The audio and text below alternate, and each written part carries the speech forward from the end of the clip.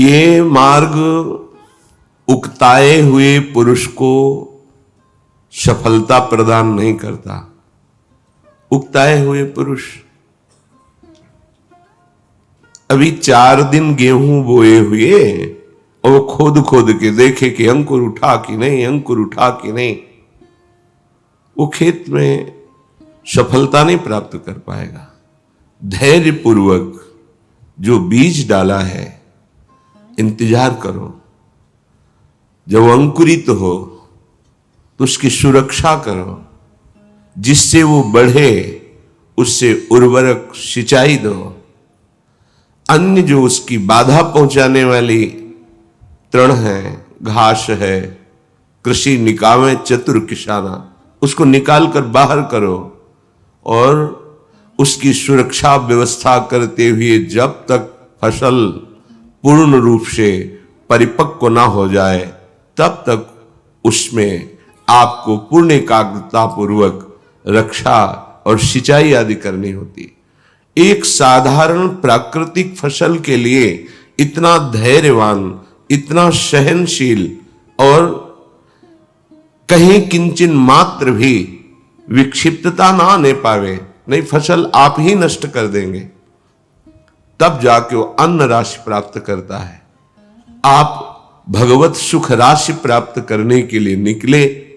गुरुदेव ने महाबीज, अविनाशी बीज नाम प्रदान किया।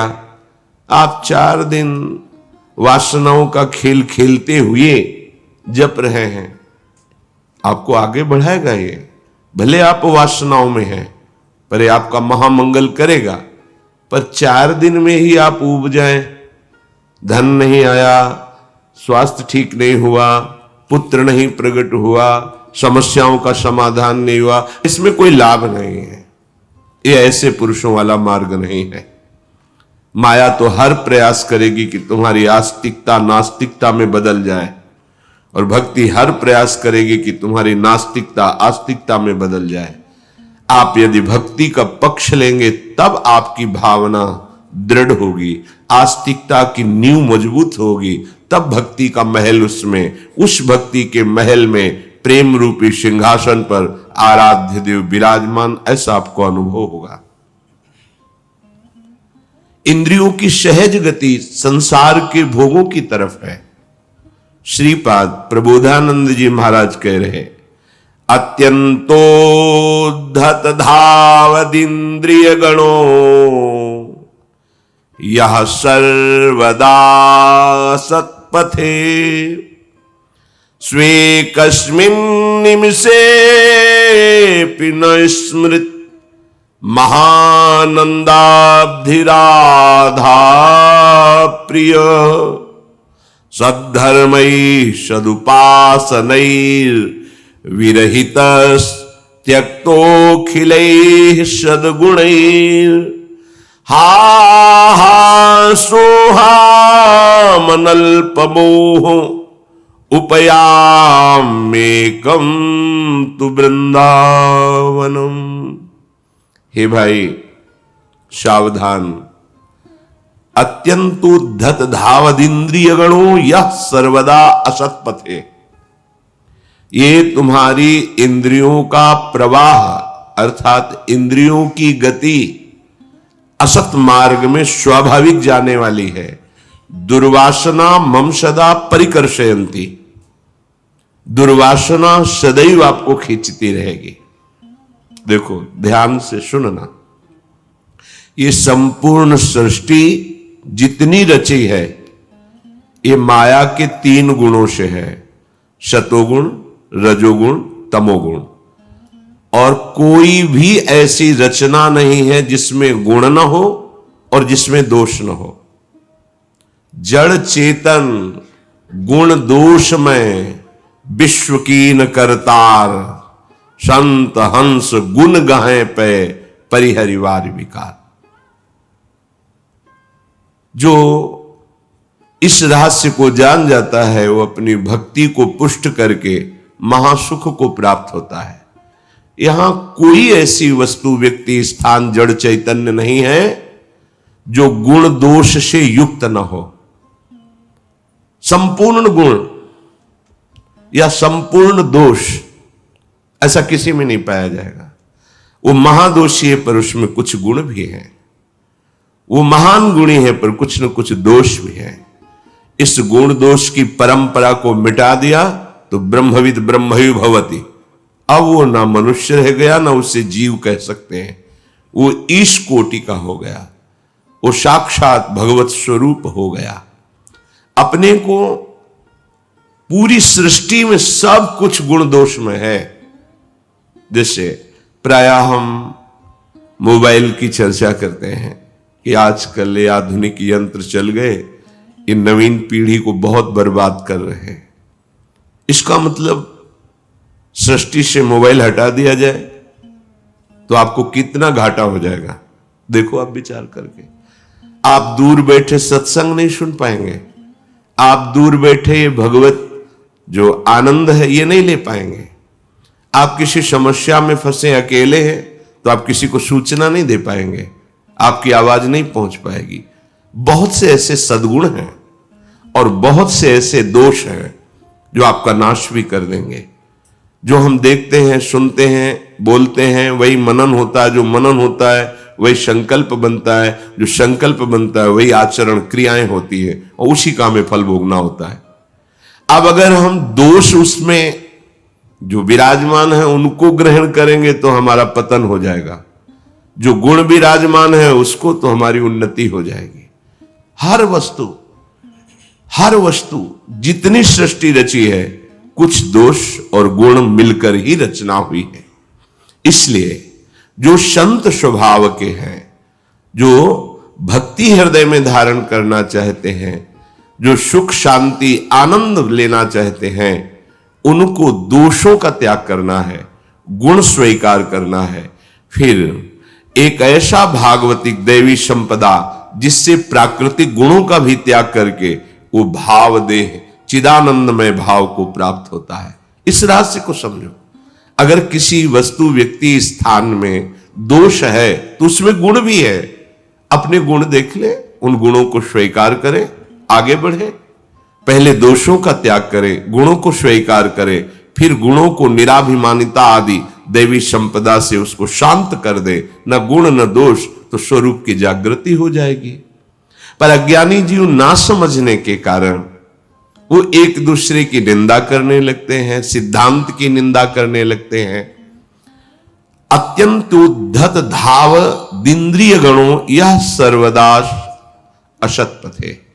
ये इंद्रियां सदैव असत मार्ग में जाने के लिए उत्साहित रहती हैं। इनको रोकना होगा, ये स्वयं नहीं रुकेंगे कि भाग्यवश ये रुक जाएंगी, नहीं रुकेंगे। बहुत बड़ा इनका आकर्षण है। इंद्रिय और मन दोनों प्रमथन स्वभाव वाले हैं। ऐसा मथ देते हैं, व्याकुल कर देते हैं कि बस फिर यही लगता है जो चाह हुई उसकी पूर्ति हो जाए। केस्मिन निमिषेपि न स्मृत महानंदाब्द राधा प्रिय। श्री राधा और प्रिय राधा माधव का ये एक क्षण भी शांतिपूर्वक स्मरण नहीं करने देंगे।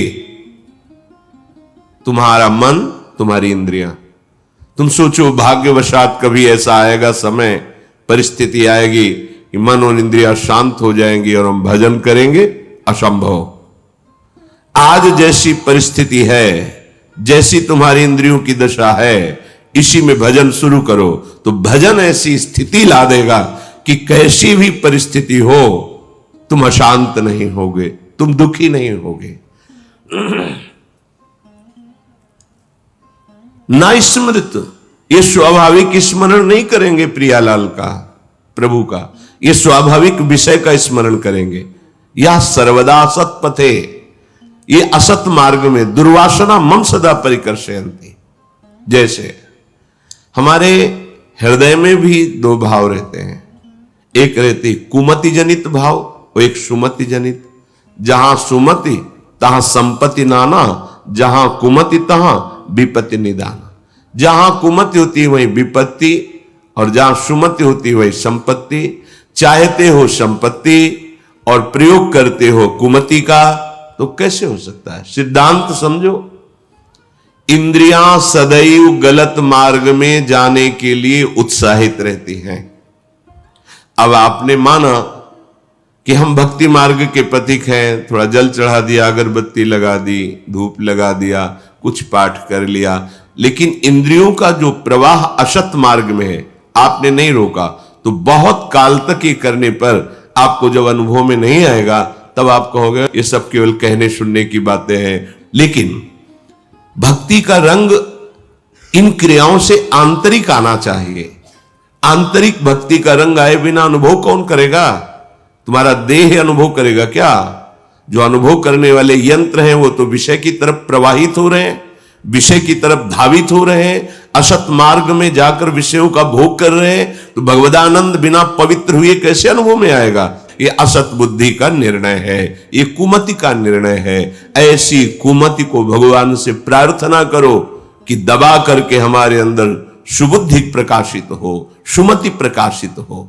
ये केवल स्वार्थ बुद्धि में भटकने वाले एक दो लोटा जल चढ़ा दिया, फिर उसका परिणाम सोचते हैं कि पूरा का पूरा पाप जो हमने किया वो सब नष्ट हो जाए, पूरा का पूरा अमंगल नष्ट हो जाए और हम खूब विषयों को भोगे मनमानी। फिर ऐसा नहीं होता। जब एक साधारण रोग की निवृत्ति के लिए सद्वैद्य का आश्रय, उसके दिए हुए औषधि पर विश्वास और बताए हुए परहेज से, तो बहुत काल सेवन पर वो असाध्य रोग भी शासन में आ जाता है, उसको भी पीड़ा रहित किया जा सकता है।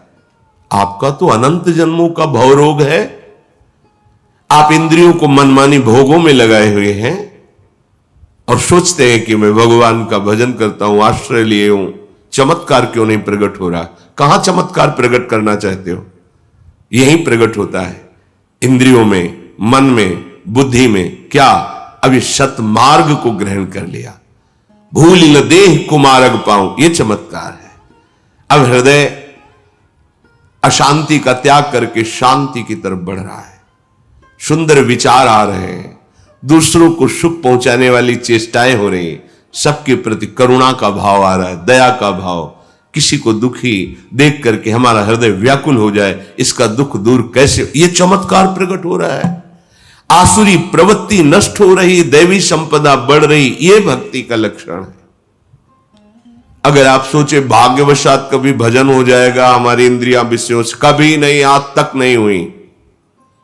कह रहे हैं कस्मिन निमिषेपि, निमिष कहते पलक झपने को, ना स्मृत महानंदाब्दि राधा प्रियो, महा आनंद समुद्र श्री श्यामा श्याम का ये एक निमेष भी चैन से भजन नहीं कर सकती।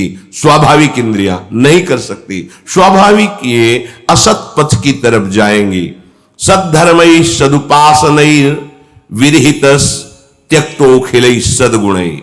जब हमारी इंद्रियां विषयों की तरफ धावित होती है तो सत उपासना नहीं बनती। आप कहते जरूर है कि मैं आराधना कर रहा हूं, लेकिन वो सिद्धांत से नहीं है, सदुपासना नहीं है। उसके लिए सदगुरु का आश्रय लेकर, संतों का आश्रय लेकर, शास्त्र सम्मत, तस्मात् शास्त्र प्रमाणम ते, तभी बात बनेगी। खेती तैयार नहीं की, ऐसे ही बीज फेंक दो, उर्वरक नहीं लगाया है, उस बीज के अंकुरण की योग्य भूमि नहीं की है, फसल मिल जाएगी ऐसे। जब साधारण प्राकृतिक फसल ऐसी नहीं मिलती तो परमानंद की अनुभूति ऐसे कैसे हो जाएगी? मलिनताकरण, विषय भोग, अधर्म पूर्वक मनमानी आचरण और भगवदानंद की अनुभूति। जब तक आप सत मार्ग का अनुसरण नहीं करते तब तक वो शुभ क्रियाएं हो सकती हैं, वो भागवत धर्म नहीं हो सकता। और शुभ क्रियाएं एक ऐसे ऐसे पाप होते कि एक क्षण में हजारों करोड़ों शुभ क्रियाएं तुम्हारी नष्ट हो जाएंगी, तुम्हें पता भी नहीं चलेगा। वाणी के द्वारा किसी संत की निंदा, वैष्णव की निंदा, या ऐसे बहुत से अपराध हैं। अगर सत मार्ग के पथिक हो तो हर समय सावधानी रहेगी। ये अज्ञानी जन समझते नहीं, बस आरोप कर देते। काल ही कर्म ईश्वर ही मिथ्या दोष लगाए। किसको माना था अपना? किसको माना था?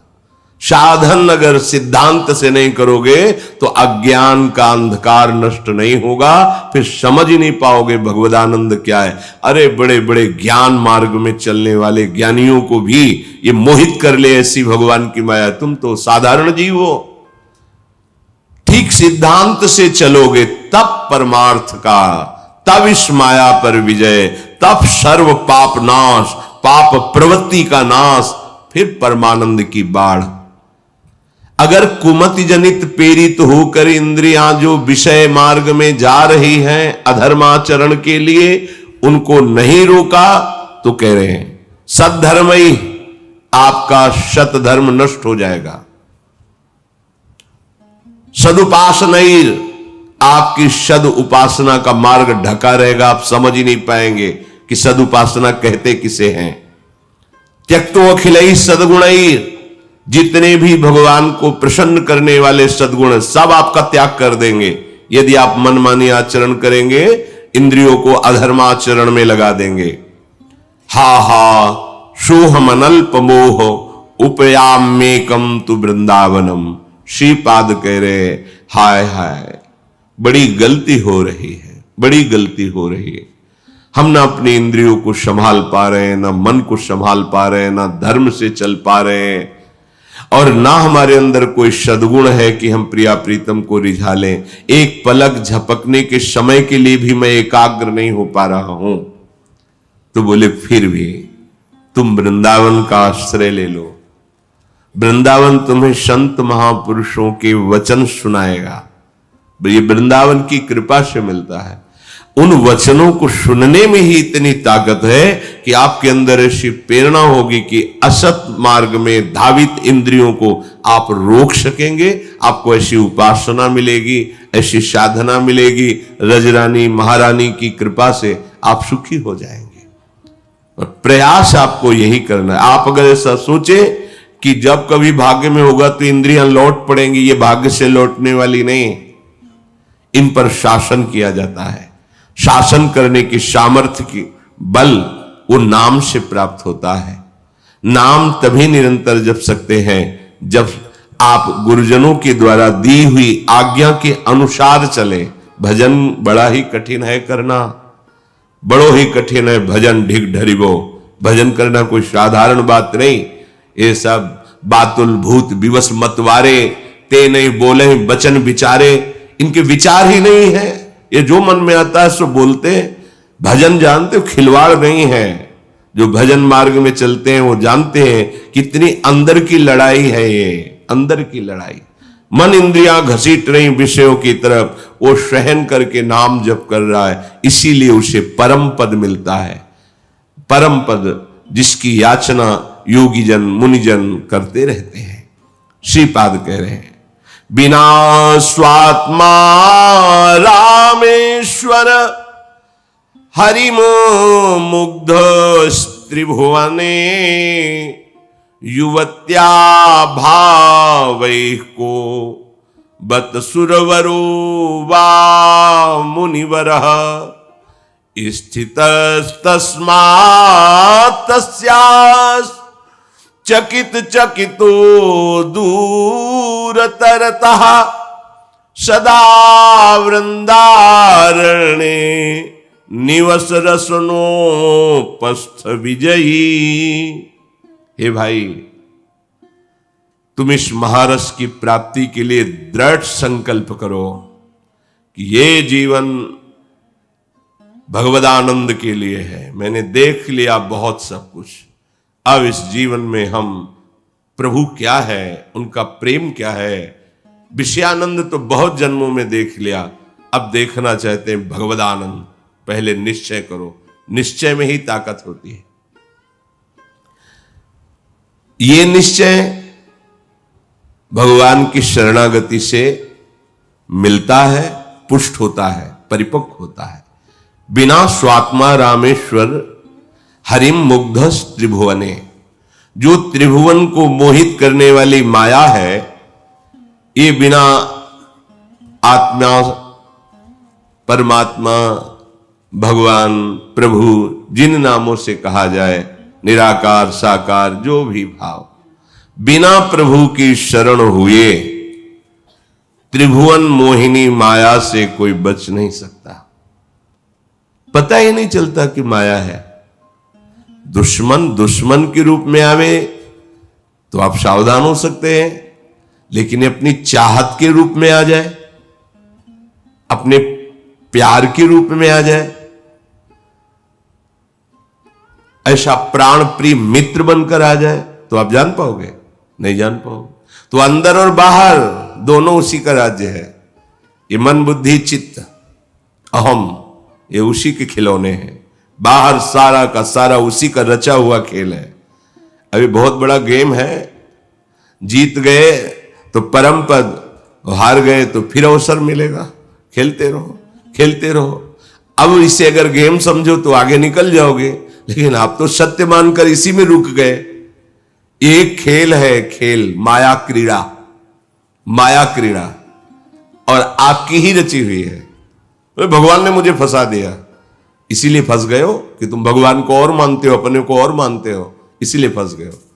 अगर तुम भगवान के हो जाओ तो जीत जाओगे, पर नहीं, आप अपने को मायापति समझते हैं तो आपका ही रचा हुआ खेल है, माना हुआ आपका ही है। आपने देह को अपना माना, भोगों को अपना माना। तो बोले है तो उसको माना क्या? कहां है? स्वप्न में जागृत नहीं, जागृत में स्वप्न नहीं, सब झूठा। मान लीजिए, मानने से सवाल हल हो जाएगा। मानने से जान जाओगे, जान जाओगे तो वही हो जाओगे जिसको जान जाओगे। ये सब खो जाएगा। जेहि जाने जग जाए हेराई, जागे जथा स्वपन भ्रम जाई।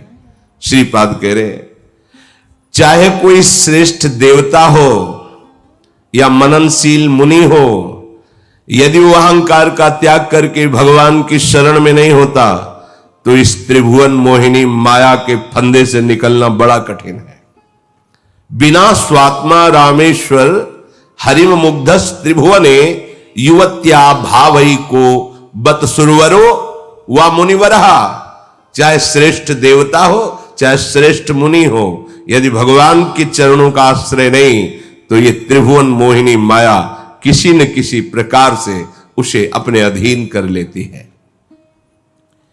स्थितस तस्मात् तस्यास चकित चकितो दूरत रतः सदा वृंदारण्ये निवश रसनोपस्थ विजयी भव। अगर आप इस परमानंद के मार्ग में चलना चाहते हो तो रसन और उपस्थेंद्रिय, रसेंद्री और उपस्थेंद्री, इन दो को शासन में ले लो। उपस्थेंद्री जनेन्द्री, जनेन्द्री भोग विलास, रसेंद्री रस भोग विलास।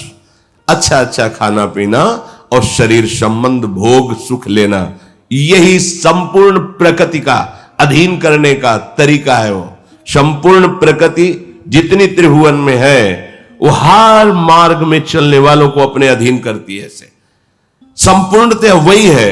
रसेंद्री का भोग, जनेन्द्री का भोग, और तो सब इसके सपोर्ट के लिए प्रधान दो रखे गए हैं, रसेंद्री और जनेन्द्री। रसनोपस्थ विजयी, ये बड़ी बात है। काछ वाच मन निश्चल राखे, धन धन जननी तेरी रे, वैष्णव जन तो तेने कही। श्री नरसिंह मेहता जी, जो जनेन्द्री का संयमी, वो धर्म पूर्वक चल सकता है। नहीं, जब इनका वेग आता है तो जैसे किसी को भूत का आवेश हो जाए, अपने बस में नहीं रहता, ऐसे ही काम का आवेश जनेन्द्री में होता है। फिर उसे कुछ सुहाई नहीं देता। उसे जो भगवत विमुख उस क्षण भी है तो भले भगत है, लेकिन उस क्षण वो भगवत विस्मरण किए हैं, भगवत आश्रित चित्त वृत्ति नहीं किए हैं, तो प्रभाव दिखा देंगे। क्योंकि ये भगवान की ही सामर्थ्य से प्रबल है, कोई और नहीं। मम माया तो ममई वांशो, कोई अलग दूसरे की माया नहीं है, इन्हीं की माया है। शर्त है इस खेल में निकलने का, भूले तो फंसे, स्मृति है तो मुक्त। हरि स्मृति सर्व विपद विमोक्षणम। अगर खेल है तो उसके बचने के सिद्धांत भी हैं। अब आपको लगा कि जब रचा गया तो हम खेले, तो छूट है, खेलो, उसका परिणाम भोगो। और अगर निकलना है इस खेल से तो सूत्र स्वीकार करो, सिद्धांत, और निकल जाओ इस खेल से, सुखपूर्वक निकल जाओ, कहीं नहीं फंसोगे। युवत्या भावई को बत सुरवरो वा मुनिवर। कौन ऐसा है कि जवान अवस्था हो और वो रसेंद्री और जनेन्द्री के भोगों में फंस न जाए। सुरवरहा बड़ा बड़ा देवता भी, मुनिवरहा बड़े बड़े ऋषि मुनि भी, अगर भगवद आश्रय छूटा, भजन छूटा तो फंस गए हनुमंत विपत्ति प्रभु सोई। यही विपत्ति है। और हरि स्मृति सर्व विपद विमोक्षणम, कोई भी विपत्ति तुम्हें फंसा नहीं सकती। स्थित तस्मात् तस्यास चकित चकितो दूरतरता, इसलिए नाम में स्थित हो। राधा राधा राधा राधा राधा राधा, हृदय द्रवित हो जाएगा, ये काम आदि विकार निकल जाएंगे। द्रवित हृदय, दैन्य भाव, भगवत साक्षात्कार। कठोर हृदय, सुख का अभाव, भोगों में सुख बुद्धि, फंस गया। सिद्धांत है। कह रहे चकित, इसलिए चकित हो जाओ कि तुम तो कुछ हो ही नहीं। सुरवरो वा मुनिवरहा, बड़े बड़े, ना जानो छिनंत कवन बुद्धि घटई प्रकाशित, छुट चेतन जु अचेत तेऊ मुनि भय विश्वासित, पारासर सुर इंद्र कलप कामिनी वन फंदा। ये नाम जब छूटा, भगवद आश्रय छूटा, फिसल गए। इसीलिए जो इस रहस्य को जानते हैं हर समय सावधान होकर, कितना समय तुम्हारा ब्रह्मलोक में जितने में कमल की पंखुड़ी छेदी जाती है, यहां 1 वर्ष हो जाता है। ऐसे 100 वर्ष की आयु है। अगर वहां 100 बार ऐसे कमल में छेद दे तो तुम्हारी पूरी आयु हो गई ब्रह्मलोक की। और भगवान के निमेष मात्र में ब्रह्मा की भी आयु पूरी हो जाती है। बहुत छोटा समय अपना है। इस समय को सावधानी से, सतर्कता से भगवद स्मरण करते हुए व्यतीत करे। रसनोपस्थ विजयी, रसेंद्री और जनेन्द्री पर विजय, भगवदानंद निश्चित इसी जन्म में प्राप्त हो जाएगा। अनुभव बिना हुए ये बातें समझ में नहीं आएंगे, आपको सब नाटकबाजी लगेगा। बिल्कुल बुद्धि मलिन है तो ये उपदेश आपको नहीं सुहाई देंगे। ऐसे तर्क जिनकी कोई सत्ता ही नहीं है, ऐसी बुद्धि तुम्हारे तर्क करेगी। बड़ा विचित्र बुद्धि बिगड़ी हुई है, उसको समझाओ तो समझती नहीं है। इसको लगता है कि हम गंदे आचरण करें, विषय भोगें, फिर जो आप कहो थोड़ा बड़ा कर ले और भगवान हमें सदैव सुखी रहे। ऐसा कभी सिद्धांत नहीं। बोगे बमूल तो कलमी आम थोड़ी खाने को मिलेगा, कांटा ही मिलेंगे तुम्हें। असत आचरण करोगे तो दुख और अशांति, क्लेश ही तुम्हें मिलेगी। मान लीजिए आप, ये कर्म भूमि है और इसका नाम मृत्यु लोक है। कभी भी मर सकते हो, किसी भी कारण से मर सकते हो। जितनी श्वासें हैं वर्तमान की, उनको अच्छे आचरणों में, भगवत भजन में लगा दो। मान लो प्रार्थना, निहाल हो जाओगे। नहीं, अभी तुम्हारा अभिमान भजन में नहीं लगने दे रहा है। क्या कर पाए? क्या कर पाए? बहुत बुद्धि बल लगा लिया, क्या विश्व में सबसे बड़े धनी बन गए, सबसे बड़े भोक्ता बन गए? वैसे ही केवल हाय हाय करते हुए मर जाओगे, कुछ हाथ नहीं लगने वाला। चाहे जितने तुम अपने को बुद्धिमान समझते हो, इसी दलदल में खेलने वाले हो, निकलने वाली बुद्धि नहीं मिली है। अब दलदल में खड़े होकर के खूब अहंकार कर रहे हो, धंसते चले जा रहे हो उसी में। तुम्हें पता नहीं है कि अगले क्षण में तुम्हारी श्वास रुक जाएगी। होश में ये अहंकार तुम्हारा क्या रावण जैसों का नहीं रहा है, इसलिए बस सावधान हो जाओ। ये हम तुम्हें नीचा दिखाने के लिए नहीं बोल रहे, ऊंचा उठाने के लिए बोल रहे हैं। जहां फंसे हो ये जगह ठीक नहीं है, ये स्थिति ठीक नहीं है, इससे आगे बढ़ो। श्रीपाद कह रहे हैं सदा वृंदारण्य निवश। अब सबका सौभाग्य तो नहीं है कि श्रीधाम वृंदावन में अखंड वास करे, तो आप चिंतन तो कर सकते हो ना। आप अपने मंगल के लिए, जब आप सुख के लिए 8 घंटा मेहनत कर सकते हो, तो आप दुख मिटाने के लिए, परम सुख के लिए क्या आप थोड़ा समय प्रभु को नहीं दे सकते हो क्या? असत संसार के लिए तुम इतना समय दे रहे हो जो अंत में कुछ हाथ आने वाला नहीं है, परिणाम में कोई भी हो। तो जो सतनाम है, जो भगवान का महासुख प्रदान करने वाला नाम है, तुम उसके लिए क्यों अविश्वास करते हो? क्या उस जो तुम्हें महासुख प्रदान करेगा, दुखों का नाश करेगा, भारी से भारी तुम्हारे पापाचरण को नष्ट कर देगा, महापापाचारे निरवधि महादुर्मति सते महाकामो क्रोधो यति परवसे दंभ वपुषी। ध्यान दो, ये भगवत वाक्य है महापुरुषों के। तुमसे महापापाचार करा रही इंद्रियां, चिंता मत करो। ये महादुर्मति तुम्हारी बढ़ गई है, तुम चिंता मत करो। ये काम नहीं महाकाम रूप धारण कर लिया, चिंता मत करो। क्रोध तुम्हारी छाती जला रहा है, चिंता मत करो। ये दंभ, ये खोटे संग तुम्हें बहुत सता रहे, चिंता मत करो। तुम धर्म से विमुख हो गए, चिंता मत करो। क्यों?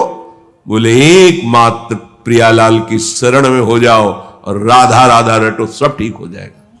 अब बोलो, जो भी हो, जहां भी हो, जैसे भी हो, कुछ तुम्हें नहीं देना, केवल लेना है क्या? नाम, राधा राधा राधा।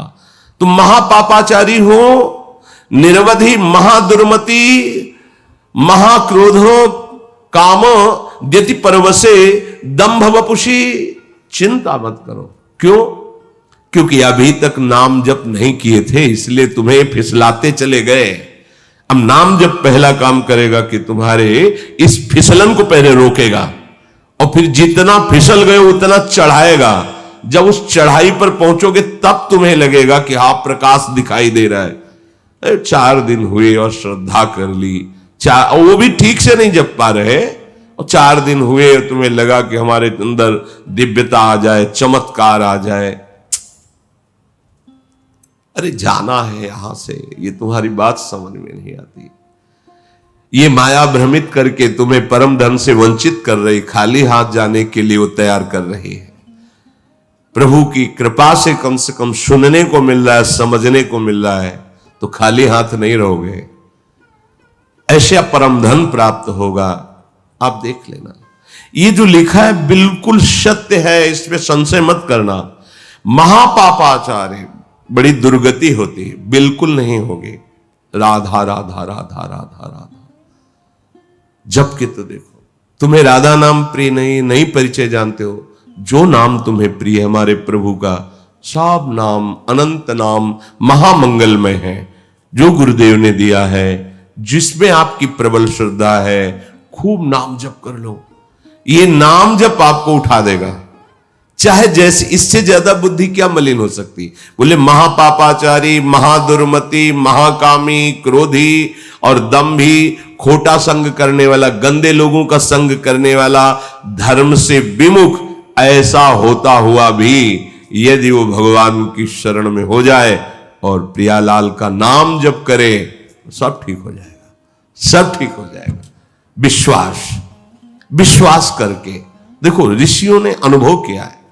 पातंजलि ऋषि इसका अनुभव किए हैं। वो लिख रहे हैं, दीर्घ काल निरंतर सत्कार सेवितो दृढ़ भूमि, बहुत समय तक आदर पूर्वक निरंतर नाम जप कीजिए तो दृढ़ भूमि, फिर तुम्हें कोई विचलित नहीं कर पाएगा, निष्ठा जागृत हो जाएगी, ये सारे के सारे दोष नष्ट हो जाएंगे। नाम प्रभु के नाम में अपार सामर्थ्य है, कुछ पैसा नहीं लगता भाई। अपने लोगों की ऐसी मंद बुद्धि है कि जब कुछ खर्चा करके मिलता है तो उसकी कीमत समझ में आती है। पक्का बहुत बुद्धि मलिन हो गई है। हाथ जोड़ते हैं तुम्हारे, प्रार्थना करते हैं, तुम्हें विश्वास दिलाने के लिए अपनी बात बताते हैं। किसी भी तरह तुम नाम जप लो, इसमें तुम्हारा कुछ खर्चा हो रहा है, और इससे बढ़कर कोई साधना नहीं, कोई ज्ञान नहीं, कोई तपस्या नहीं, कोई पवित्रता नहीं, कोई पुण्य नहीं, कोई लाभ नहीं, इससे बढ़कर के नहीं समझ में आता, नहीं समझ में आता। यही मलिनता है बुद्धि की। वो समझने नहीं देती। जब बहुत मेहनत करके फिर वो जब जरा सा तब समझ में आता है कि भाई इतनी मेहनत की, इतना दिया, तब मुझे ये बात समझ में आई। ऐसे ऐसे नहीं समझ में आता। ये माया भगवान की बड़ी विचित्र है। हमारे भगवान अवतरित हुए, आचार्य अवतरित हुए, बड़े बड़े महापुरुष अवतरित हुए, प्राणों की बाजी लगा के तुम्हारे कल्याण के लिए गए, फिर उन्हीं पे गड़ासा चलाया। ये संसार ऐसा है कि वो चाहते हैं कि तुम्हारा परम मंगल हो जाए, उन्हीं को जहर दिया गया, उन्हीं को गला से कुल्हाड़ चलाए गए, उन्हीं को मारा गया, उन्हीं को 20 बाजारों में कोड़ों से मारा गया। किस लिए? जगत मंगल के लिए। ये ऐसा मलिन बुद्धि वाला संसार है। कोई बिरला ही बात को, और जो समझ गया सो पार हो गया। होए गुणाक्षर न्याय, जो संतों के वचनों में ऐसे मनन करो जैसे गेहूं में घुन लग जाए, अंदर ही अंदर सब खा जाए, ऐसे ही अंदर उनकी बात का सार भाव ग्रहण कर लो। नाम नाम प्रार्थना है, मान लीजिए। बड़े बड़े संतों ने कई तरह के उपाय किए, किसी तरह नाम में लग जाए जीव। जो महाराष्ट्र के पूज्य श्री एकनाथ जी का पावन चरित्र पढ़ा उसमें कि कैसे लोग नाम जप करेंगे, तो कुछ लोगों को प्रलोभन देते हैं। एक एक अंजुली चीनी देंगे यदि आप 1 घंटे नाम में बैठोगे, आधा आधा किलो देंगे, आप नाम कीर्तन में बैठिए। आओ, ये बाहरी तो दिखावा है तुम्हें मीठा का, अमृतमय राधा नाम सुधा रसम, भगवान नाम अमृत रस है। सुनो, कीर्तन करो, तुम्हारा मंगल होगा। नाम संकीर्तनम यस्य सर्व पाप प्रणाशनम। कैसे महापुरुष है, स्वयं चाहे जितना कष्ट से, तुम्हें किसी भी प्रलोभन से, प्यार से, दुलार से डांट के तुम्हारा मंगल समझ में नहीं आता, समझ में नहीं आता। ये बड़ा विचित्र संसार है। खोलकर हृदय रख दिया। जो जीवन में प्राप्त करने के लिए बड़े बड़े कष्ट उठाए महापुरुषों ने, वो तुम्हें सहज में खोलकर उनका उपहास करते हैं। उनकी बात की मान्यता न करना उपहास करना है। तुम्हारे मंगल के लिए है, तुम्हारे मंगल के। वो क्यों बोलेंगे? चुपचाप शांत एकांत में बैठकर आनंद लें। तुमसे कुछ चाहिए क्या? नहीं, इनका मंगल हो जाए। जो हमारी बात समझ में आई गुरु कृपा से, अगर ये समझ जाएंगे तो इनको पीछे की साधना नहीं करनी पड़ेगी, यहीं से परमानंद की प्राप्ति हो जाएगी। कोई भी हो, कहीं भी हो, कैसे भी हो, बिल्कुल मत चिंता करो। नाम गरज रहा है भगवान का मंगल करने के लिए। भाव कुभाव अनख आलस हो, नाम जपत मंगल दिश दश हो।